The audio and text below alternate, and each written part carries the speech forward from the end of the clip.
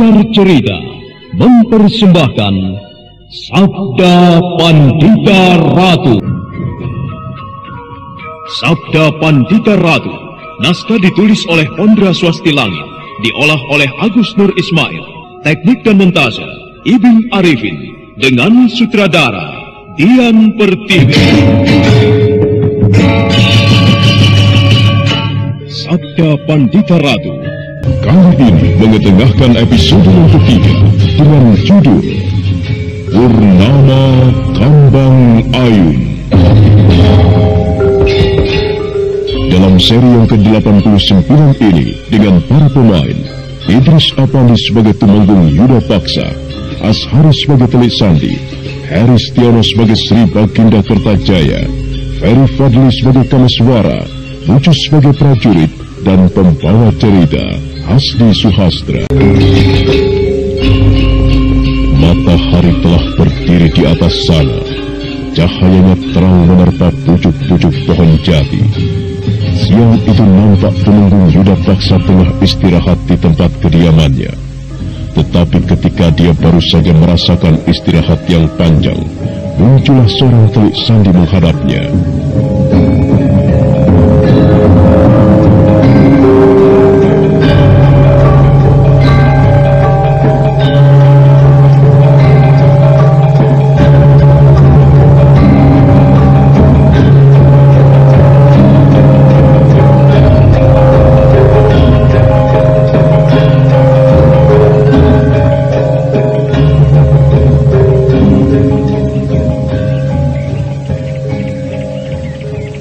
Ampun Gusti Tumenggung, barangkali kehadiran saya kemari mengganggu istirahat Gusti Tumenggung.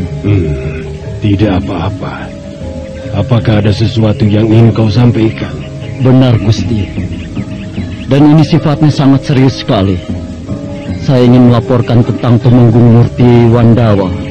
Tentang Murti Wandawa maksudmu? Benar Gusti. Murti Wandawa sekarang tengah bersembunyi di sebuah rumah penduduk yang bernama Anjampiani Kaiwangi. Bagus. Lalu berada di mana letak daerah tempat persembunyiannya? Gusti, di sisi timur daerah Padang Karautan, Gusti.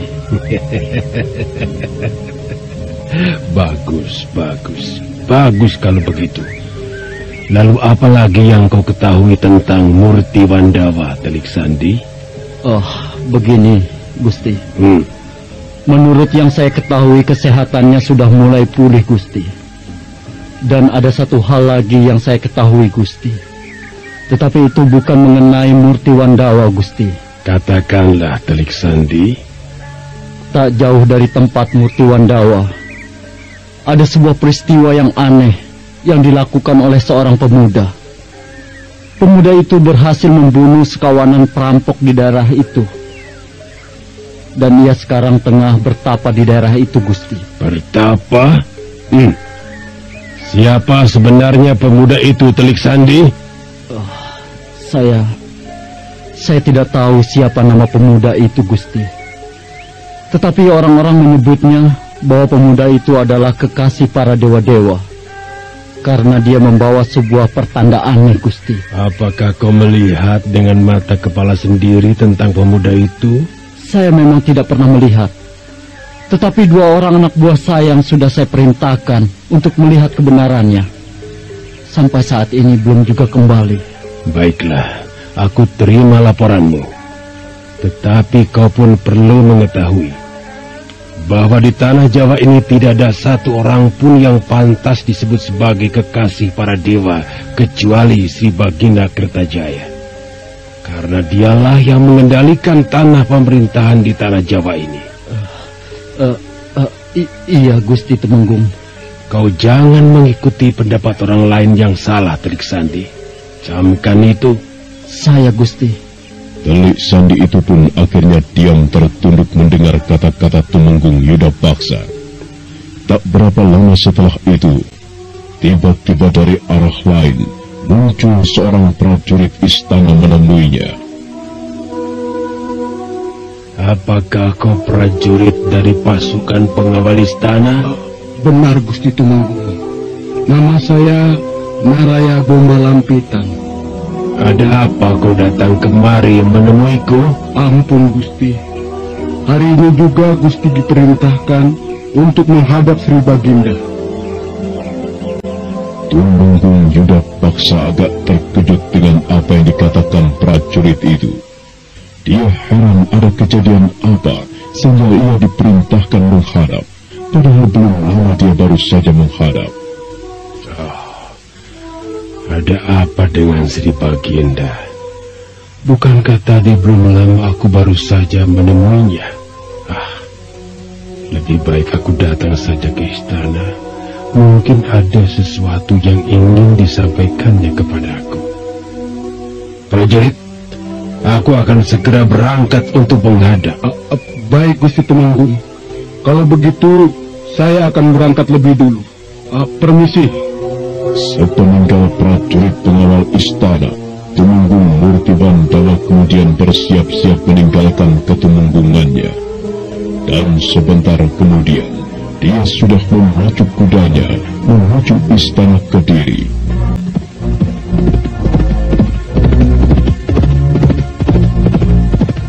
Setelah beberapa saat terguncang-guncang di atas kudanya, akhirnya Tumenggung Yudapaksa sampai di istana Kediri. Dan kemudian dia pun langsung menghadap Sri Baginda Kertajaya. Ampun tuanku, ada berita apakah sehingga hamba diperintahkan untuk menghadap kembali? Aku sekarang tengah dilanda kekecewaan Yudapaksa. Entah, aku tidak tahu. Tiba-tiba saja dalam pikiran terbesit sebuah pertanyaan. Dan pertanyaan itu cukup membuatku gelisah, Yudapaksa. Aku menyuruhmu datang kemari hanya menginginkan sebuah pendapat darimu. Apakah aku Raja Kediri ini adalah kekasih para dewa yang dipercaya untuk memegang pemerintahan di Kediri? Ampun Sri Baginda. Kenapa Sri Baginda memikirkan hal itu terlalu dalam? Hamba meyakini sekali bahwa tuanku adalah kekasih para dewa yang diutus untuk memegang sebuah kekuasaan. Dan kekuasaan itu adalah memegang tampuk sebuah kerajaan. Benarkah apa yang kau katakan itu keluar dari hati nuranimu yang paling dalam? Untuk apa hamba mendustai tuanku? Hamba hanya sekedar kawula yang harus sepenuhnya mengabdi kepada Paduka. Aku masih sangsi dengan apa yang kau ucapkan. Aku kira apa yang kau katakan itu hanya sekedar ucapan untuk menyenangkan hati seorang raja. Ampun tuanku, hamba berkata yang sesungguhnya. Iya. Baiklah kalau kau berkata yang sesungguhnya, Yudapaksa. Hamba tuanku. Apakah kau sudah dengar bahwa di wilayah kekuasaanku ada daerah yang bernama Padang Karautan? Hamba sudah mendengar tuanku. Lalu apakah kau tahu di mana letak daerah itu berada? Hamba sudah mengetahuinya tuanku. Nah, di tempat itulah terdapat sebuah kesombongan. Ampun tuanku, hamba belum mengerti maksud tuanku. Di Padang Karautan itu ada seorang yang mau mencoba mengukur luasnya dadaku, dada Kertajaya. Dan orang itu mengaku sebagai kekasih para dewa. Oh iya, ampun tuanku, hamba baru ingat. Delik Sandi hamba pernah mengatakan hal itu pada hamba. Setan kau Yudapaksa. Oh, kenapa kalau kau sudah mendengar berita itu tidak segera kau laporkan padaku? Ampun tuanku, hamba tidak bermaksud menyembunyikan berita itu. Hamba pikir tuanku telah mengetahuinya dengan sendirinya. Sekalipun aku sudah mengetahui itu, aku tetap butuh dari laporanmu. Lalu ada berita apa lagi yang sampai saat ini belum kau laporkan? Ampun tuanku, hamba bukannya tidak ingin melaporkan berita ini, tetapi hamba pun baru saja mendapatkannya. Iya, sejak saat itulah tiba-tiba hatiku selalu gelisah dan khawatir ada orang lain yang juga berkhianat padaku. Entah, aku sendiri tidak tahu dengan kau. Ampun tuanku, bukan membela diri. Terus terang hamba bukanlah orang yang mempunyai pola cara berpikir seperti Murti Wandawa. Hamba adalah Yudapaksa, seorang kawula yang benar-benar mengabdi pada tuanku Sri Baginda. Seandainya kau pun berkhianat seperti Murti Wandawa, tuanku tidak perlu susah-susah menangkap hamba. Hamba siap menerima hukuman apapun kalau memang kenyataannya demikian. Hidup dan mati hamba akan hamba baktikan demi junjungan hamba Sri Baginda Kertajaya. Aku mempunyai harapan besar padamu, Yudapaksa. Meskipun sampai saat ini aku belum melihat hasil dari tugasmu seperti Murti Wandawa.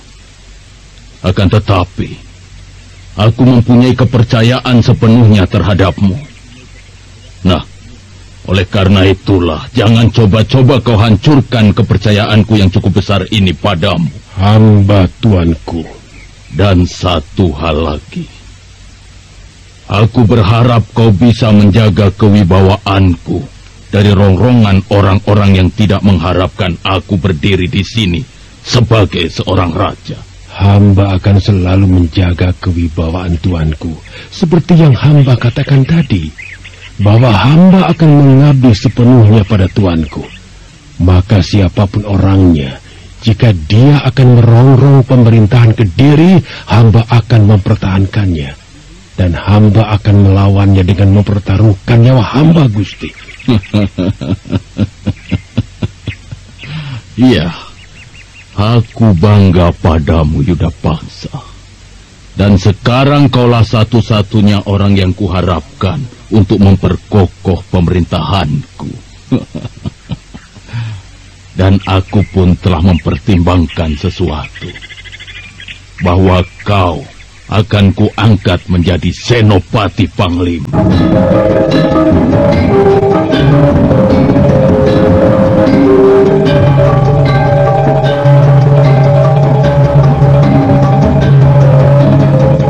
Tumenggung Yudapaksa sempat kaget mendengar hal itu.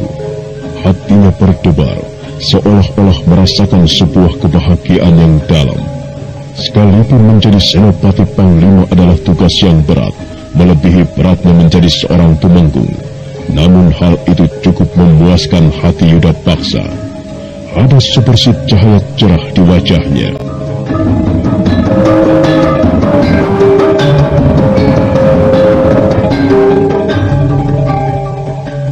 Aku berharap setelah kau kuangkat menjadi Senopati Panglima, pemerintahan Kediri bisa lebih baik dan lebih kuat. Dan semua kekuatan prajurit yang berada di Kediri ini, aku percayakan kepadamu. Tumpas semua orang-orang yang mencoba merongrong kewibawaanku. Dan satu hal lagi, cari terus keluarga Murti Wandawa.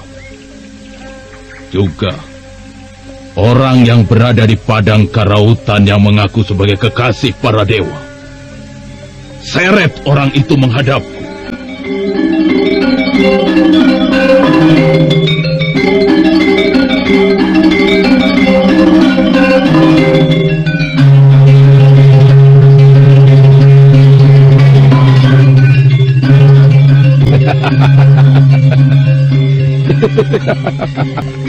Sungguh tidak kusangka, dalam sekejap saja sekarang aku telah menjadi seorang Senopati Panglima. Jabatan seperti ini memang sejak lama kutunggu-tunggu. Setelah perginya Murti Wandawa, sekarang semuanya telah tercapai, dan inilah saatnya aku menunjukkan pengabdianku yang dalam. Ampun, Gusti Tumenggung. Kapan kira-kira pengangkatan itu akan dilaksanakan? Goblok! Sekarang pun aku telah diangkat menjadi Senopati Panglima. Jadi aku minta jangan sekali-kali lagi kau menyebutku dengan panggilan Gusti Tumenggung. Sekarang aku bukan Tumenggung lagi, tetapi Panglima. Senopati Panglima. Iya. Maafkan saya Gusti Senopati Iya, Panglima. bagus Telik Sandi. Sekarang tugas kita semakin bertambah dan semakin berat saja. Setelah kita mengetahui tempat itu, maka kita akan segera mendatangi Murti Wandawa untuk kita seret menghadap Sri Baginda. Dan juga kita harus menangkap laki-laki yang mengaku kekasih para dewa itu di Padang Karautan. Tetapi Gusti, orang itu sangat hebat ilmu kanuragannya. Sangat luar biasa sekali Gusti. Pengecut. Apa sih kehebatan orang itu sehingga membuat hatimu menjadi ciut begini? Apakah kau pikir kehebatannya akan mampu menghadapi para prajurit dalam jumlah yang banyak, ha? Entahlah Gusti Panglima. Yang jelas, orang itu mampu membunuh para perampok dalam jumlah yang cukup banyak Gusti. Dan Gusti Panglima pun makin bisa membayangkan bahwa para perampok itu bukanlah orang-orang yang mempunyai kepandaian rendah Gusti. Cukup. Aku tidak butuh kepengecutanmu. Dan jangan coba-coba sekali lagi menunjukkan jiwa seperti itu di hadapanku. Aku sekarang bukan lagi seorang Tumenggung Telik Sandi, tetapi aku sekarang seorang Senopati Panglima Perang. Iya Gusti. Nah, sekarang pergilah dan siapkan para prajurit yang ada. Kalian harus menyelidiki lebih jelas lagi bagaimana keadaan Murti Wandawa dan orang yang berada di Padang Karautan itu. Ngerti? Baik Gusti Panglima. Saya mohon diri. Pergi. Dan begitulah kekuasaan yang ditunjukkan oleh Yuda Paksa yang baru saja diangkat menjadi seorang Senopati Panglima. Malam kembali bersemayam di Cakrawala. Suasana nampak cerah sekali. Sementara itu di daerah Padang Karautan, tanpa terasa, Kamaswara telah melangkah ke wilayah itu. Padang Karautan. Kenapa aku bisa sampai ke tempat ini? Kekuatan apa sebenarnya yang telah mendorongku kemari? Aneh. Kenapa tiba-tiba saja pikiranku jadi bercabang-cabang? Kenapa jadi begini? Di dalam pikiranku, seakan-akan ada kekuatan menyuruhku untuk melangkah ke sana. Suara terus melangkah menelusuri jalan setapak yang sunyi dan lengang. Yang terdengar malam itu hanyalah nyanyian serangga malam. Kamaswara benar-benar tidak mengerti dengan apa yang terjadi pada dirinya. Namun kekuatan itu masih saja terus membelenggu dan menuntunnya menuju ke sebuah tempat. Setelah beberapa saat dia melangkah mengikuti kekuatan yang lahir dari batinnya itu, sampailah Kamaswara di sebuah tempat, tepatnya di mana Ken Arok tengah bersemedi. Aneh sekali. Kenapa tiba-tiba aku bisa sampai ke tempat ini dan bertemu dengan pemuda ini lagi? Kelihatannya ia tengah bersemadi. Benar-benar sangat luar biasa sekali. Dia bersemadi di antara tulang belulang yang busuk dan bau. Apa sebenarnya hendak dia capai di tempat ini? Perlahan Kamaswara melangkah mendekati Ken Arok yang tengah bersemedi atau mesur raga. Kemudian dia pun segera duduk di hadapannya. Ditatapnya laki-laki itu dengan perasaan yang kagu. Aku jadi semakin tidak mengerti dengan kekuatan batinku. Kenapa tiba-tiba aku ingin duduk bersila di hadapannya? Pemuda yang bernama Ken Arok ini memang benar-benar luar biasa. Aku percaya bahwa dia adalah titisan para dewa. Dari wajahnya, Nampak terlihat sekali pancaran kekuatan yang dahsyat.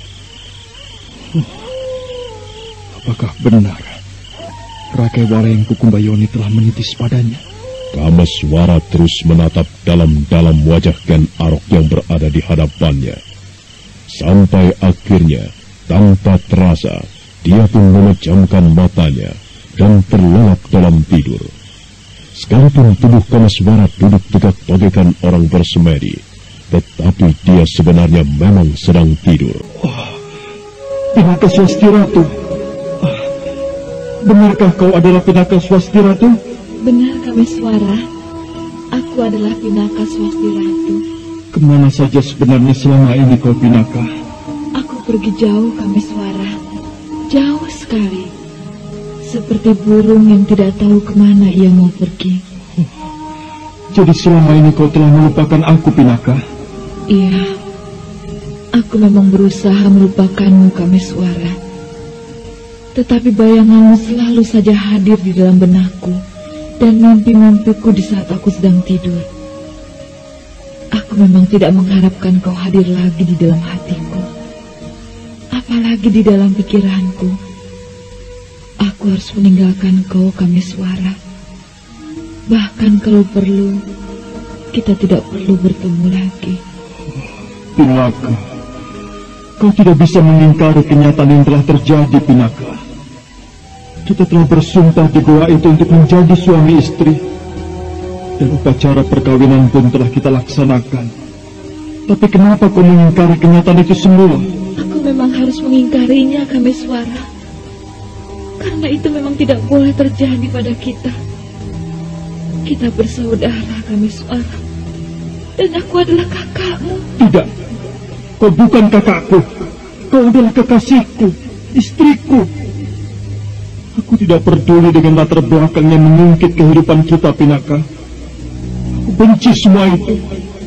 Biar bagaimanapun kau tetap istriku. Istrimu? Apakah kau tidak malu memperistri kakak kandungmu sendiri? Kau bukan kakakku. Aku tidak pernah mempunyai kakak sepertimu. Kalau kau merasa bahwa kau adalah anak Sakya Murti atau Temenggung Murti Wandawa, silakan, Pinaka. Tapi aku tidak mengakuinya. Aku bukan anaknya. Aku lahir dari angin yang berhembus dan tidak tahu siapa yang merasa pernah memilikiku. Iya, begitu juga aku, Kameswara. Aku lahir dari angin yang berhembus dan tidak pernah tahu siapa yang memilikiku. Nah, bukankah kita berarti bersaudara? Tidak, tidak, tidak. Kau bukan saudaraku, Pinaka. Kita orang lain. Pinaka? Pinaka Swasti Ratu. Kemana kau, Pinaka? Pinaka! Kenapa kau menjerit-jerit seperti itu, Kameswara?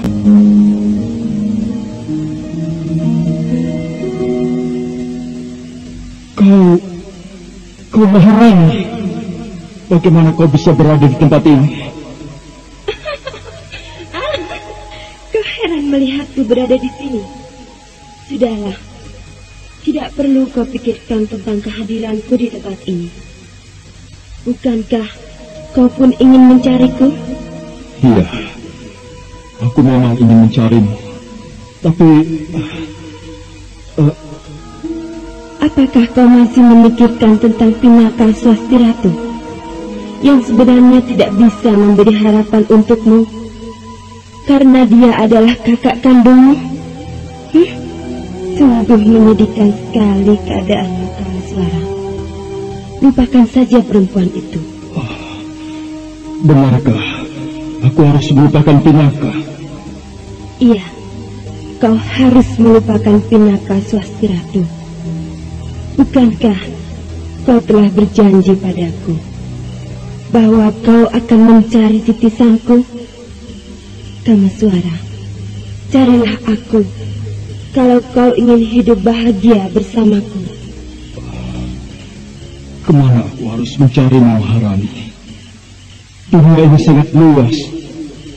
Aku tidak tahu harus kemana menemui titisanmu. Aku tidak bisa menunjukkannya, Kameswara.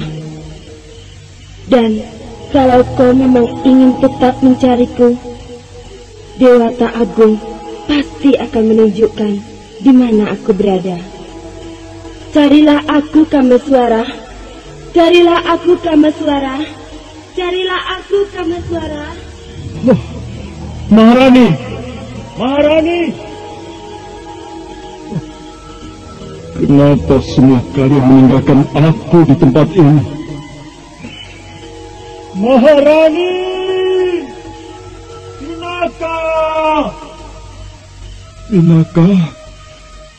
Pinaka! Kameswara, kau bermimpi, Kameswara. Benarkah aku bermimpi? Aneh sekali mimpiku tadi. Kenapa kau bisa berada di tempat ini lagi, Kameswara? Aku tidak tahu, Kenarok. Aku sendiri merasa bingung kenapa aku bisa sampai ke tempat ini. Kau coba-coba mendustaiku, Kameswara. Aku tahu kau pernah berada di tempat ini. Maka aku tidak percaya jika kau berada di tempat ini lantaran kau kebingungan. Kalau kau memang tidak percaya, silahkan. Itu urusanmu. Siapapun tidak akan boleh melarangku untuk datang ke tempat ini, termasuk kau. Padang karautan ini sekarang telah menjadi sarangku. Dan aku pun tidak akan senang melihat kehadiran orang lain di tempat ini. Lalu apa yang akan kau lakukan padaku setelah kau melihatku berada di sini? Aku minta padamu untuk segera meninggalkan tempat ini. Kita sudah saling mengenal sebelumnya. Jadi aku harap kau mengerti. Dan silahkan cepat tinggalkan tempat ini. Kalau aku tidak mau, aku akan memaksamu, Kameswara. Kenarok. Kenapa kita harus bertengkar? Kalau sebelumnya kita pernah saling mengenal.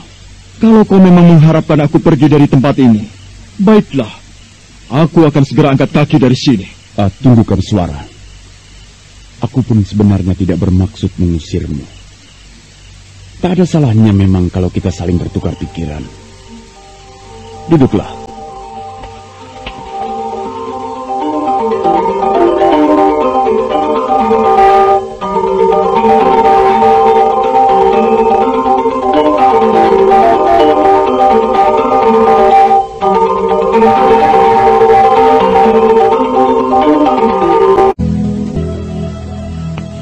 Ada satu yang bakal terjadi di bumi ini, Kameswara. Aku dapat melihat hal itu melalui semediku. Kelak akan turun dari atas langit sebuah bongkahan logam yang besar. Logam itu akan turun dari atas sana dengan cepatnya. Dan aku tidak tahu peristiwa apa itu sebenarnya. Atau mungkin itu hanya sebuah perlambang dari sebuah kejadian yang akan terjadi di bumi ini. Mendengar ceritakan Arok ini, aku jadi teringat dengan kata-kata Rakai Walayang Pukumbayoni. Jadi saksilah kau atas peristiwa yang akan terjadi di dunia ini, Kameswara. Kelak akan jatuh sebuah benda dari atas langit. Dan benda itu akan ikut mewarnai peristiwa yang bakal terjadi di bumi. Sebuah benda akan jatuh dari langit? Iya. Apakah kau pernah mendengar cerita itu, Kameswara? Iya, aku pernah mendengar cerita itu. Tidak ada orang yang mengetahui tentang benda yang akan jatuh dari langit itu, kecuali aku. Siapa bilang? Aku mengetahui cerita itu dari orang lain, bukan dari kau. Siapa orang lain yang mengetahui hal itu, Kameswara? Seorang laki-laki yang bersembunyi di dalam air terjun Kambang Ayu. Orang itulah yang memberitahuku tentang benda yang akan jatuh itu. Kenapa kau tertawa, Kenaro? Apakah ada yang lucu? Tidak, Kameswara. Tidak ada yang lucu. Aku hanya ingin mengatakan bahwa yang memberitahukan hal itu adalah aku. Kamu? Bukan, Kenaro. Orang itu bernama Rakai Walayang Pukumbayoni. Aneh. Kenapa aku malah merasa bahwa yang memberitahukan itu adalah aku? Kameswara, coba kau ingat-ingat lagi peristiwa bagaimana aku menceritakan hal itu. Aku rasa kau akan segera ingat. Perlahan Kameswara mendesah. Dia tidak mengerti apa yang dimaksudkan oleh Ken Arok. Ditatapnya kembali wajah Ken Arok. Tiba-tiba Kamaswara terkejut. Dia seakan-akan melihat wajah lain menyelinap di dalam wajah Ken Arok. Dan wajah itu adalah wajah Rakai Walampu Kundayoni.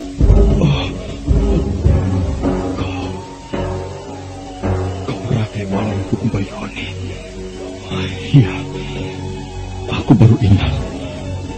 Bukankah dia pernah mengatakan bahwa ia akan menitis pada seseorang? Jadi benar bahwa Rakai Walampu Kundayoni telah menitis pada Ken Arok. Apa yang sedang kau renungkan, Kamaswara? Apakah kau sudah yakin bahwa yang memberitahukan hal itu adalah aku? Iya, benar Ken Arok. Kenapa kau gugup? Sepertinya ada sesuatu yang aneh yang kau lihat di wajahku. Tidak ada apa-apa. Aku hanya teringat pada seseorang saja ketika ku tatap wajahmu. Kau tahu, Kamaswara, apa yang akan terjadi dengan benda yang jatuh dari langit itu kelak? Ada peristiwa apa dengan jatuhnya benda itu, Ken Arok? Benda itu akan membawa peristiwa yang banyak, yaitu peristiwa pembunuhan. Banyak nyawa bergelimpangan karena benda itu. Mengerikan sekali. Apakah benda itu akan melakukan pembunuhan sendiri, Ken Arok? Tidak, Kamaswara. Benda itu tentu saja pasti akan ada yang menggerakkannya. Lalu siapa yang melakukan pembunuhan itu? Apakah kau pun mengetahuinya?